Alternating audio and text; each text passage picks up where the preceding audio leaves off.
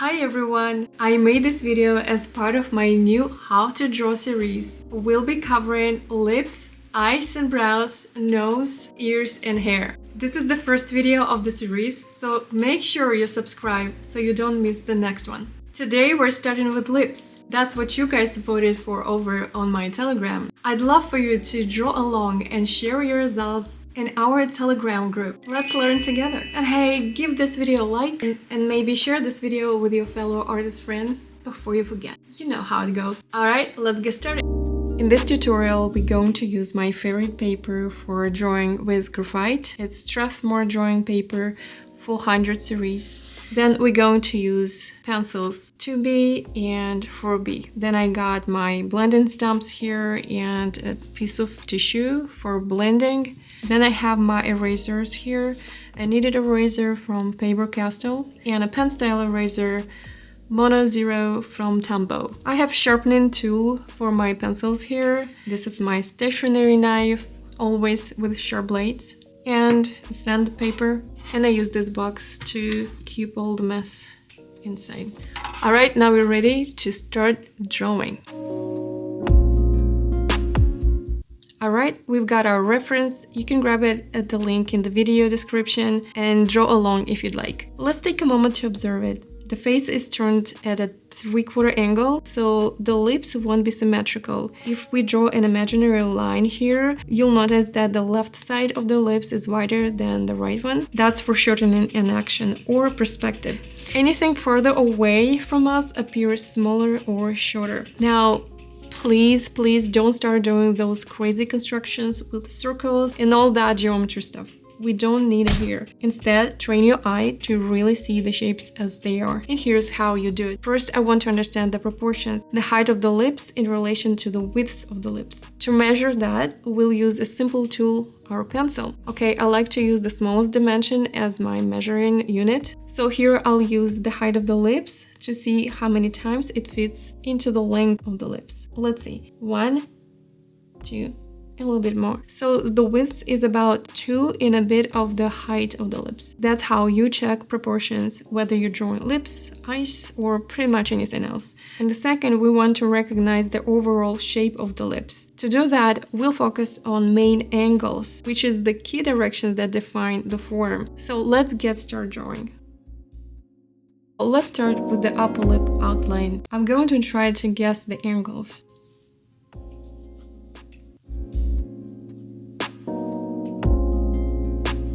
Even though I'm trying to make my marks as accurate as possible, there will always be little errors, and that's totally fine. We'll adjust and correct things as we go. The main thing is to trust your eye and do your best to judge those first angles and then the curvier lines that follow.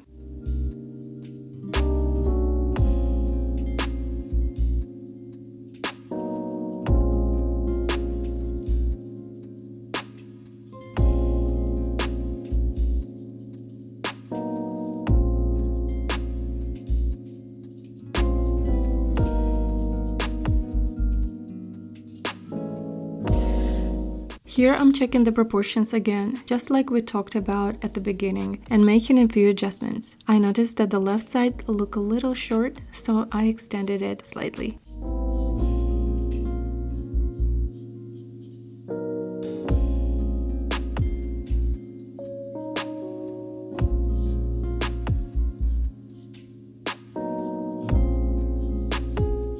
From here, I keep refining the overall shape of the lips and start adding more details, outlining the darker areas and marking where the highlights will go.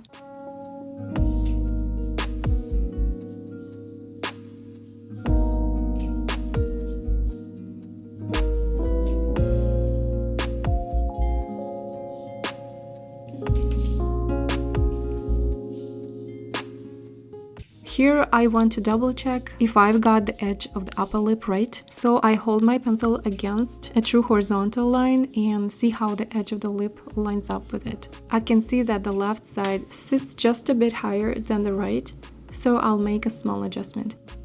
I like to imagine these invisible horizontal and vertical guidelines to see how each line is tilted compared to them. It's a simple trick, but it really helps.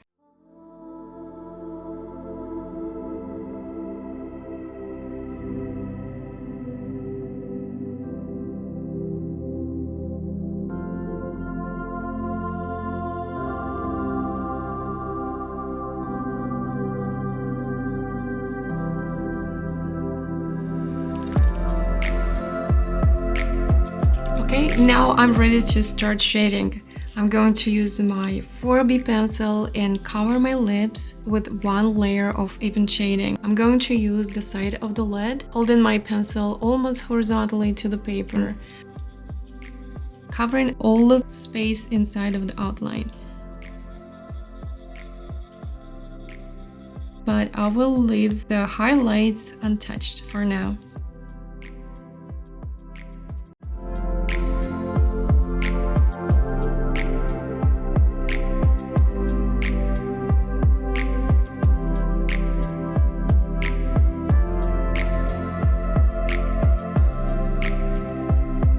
Alright, and now I'm going to use my napkin to blend this first layer of shading, lightly moving on the surface of the paper, smoothing out the graphite.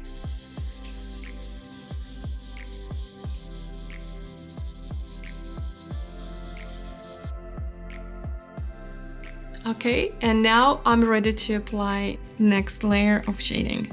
I'm going to use my pencil 2B. At the same time, I want to emphasize some of the outlines. Emphasize them and at the same time correct them, alter if necessary.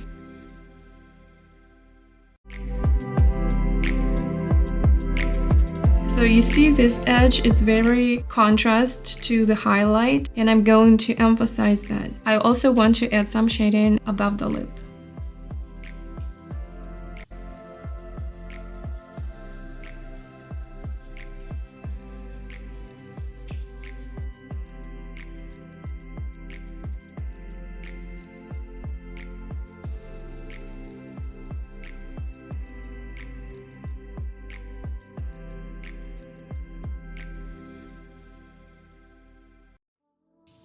And blend some more.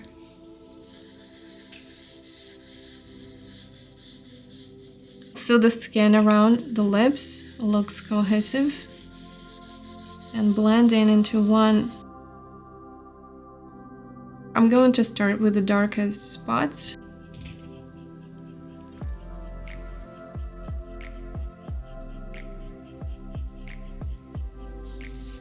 Sometimes I just use horizontal shading to make it faster to get the value I need, so I don't overthink the direction of shading, details in the lip. We will work on it later on, closer to the finishing touches. And now we need to get the general value definition.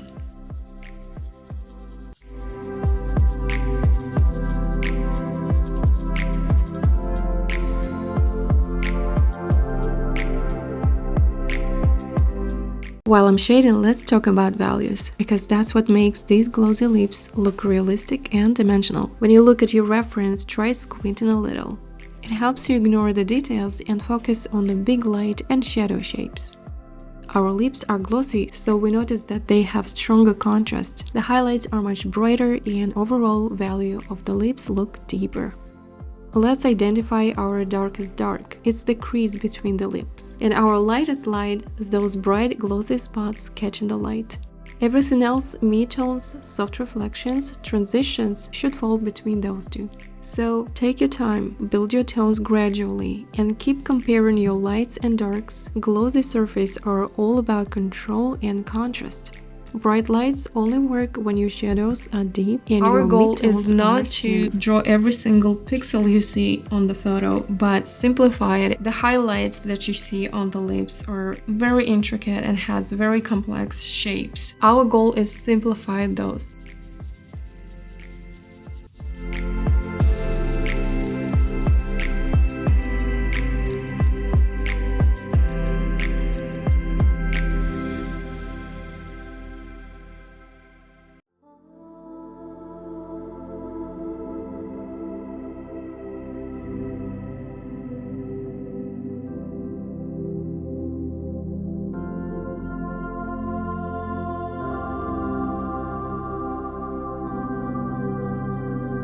So now I want to switch to 4B pencil and work on further defining my darker values. My pencil is very sharp. That helps me to create more precise and even shading. If you already create some tone in the value, it's getting harder and harder to add more layers of shading. That's why a sharp pencil will make shading more effective, because with the sharper tip you can get in all those creases and valleys in the paper. So yeah, my advice here is to keep your pencil sharp for better shading.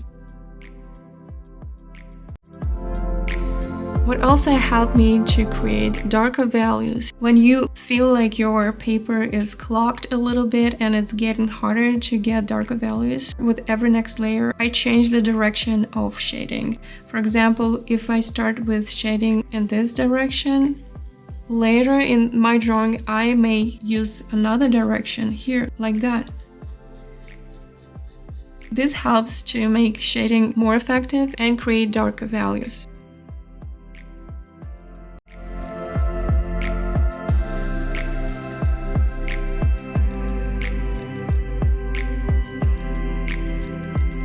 Notice that the value closer to this edge a little bit lighter, so we have kind of a rim of lighter shading along the edge of the upper lip.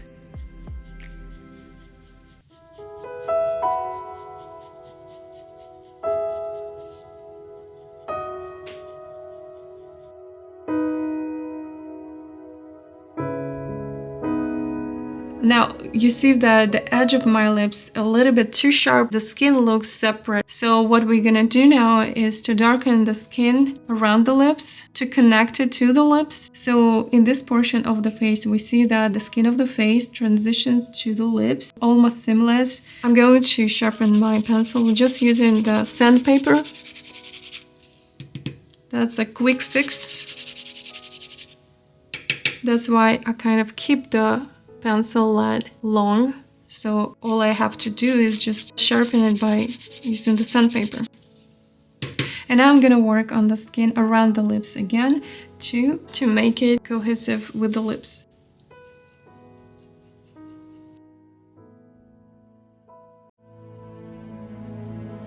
Don't worry about the highlights too much yet, because if you cover it with shading or you blend it, it's not a big deal. We are going to define our highlights anyway at the end of this drawing.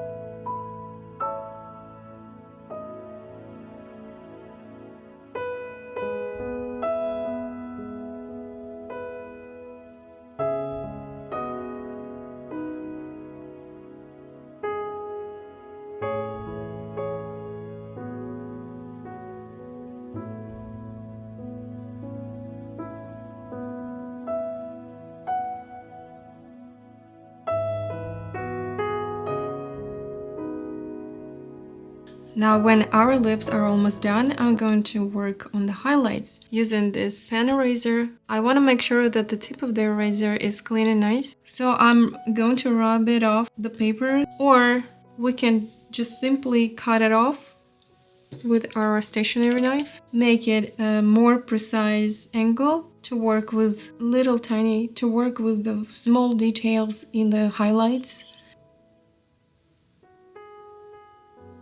I'm lifting the graphite only from the brightest highlights to really emphasize the contrast against the midtones. I keep checking my reference and focus just on those few strongest light spots. I don't want to overwork the highlights and make everything super shiny so it looks more like plastic. Also, just a quick note, the drawing might look lighter on camera than it does in real life. In person, it's actually more contrasty and darker, but graphite tends to reflect light, which makes it appear lighter on video. Alright guys, we're at the finish line. Just a few final touches to define those values and we're done. I hope you enjoyed this tutorial and give it a try yourself.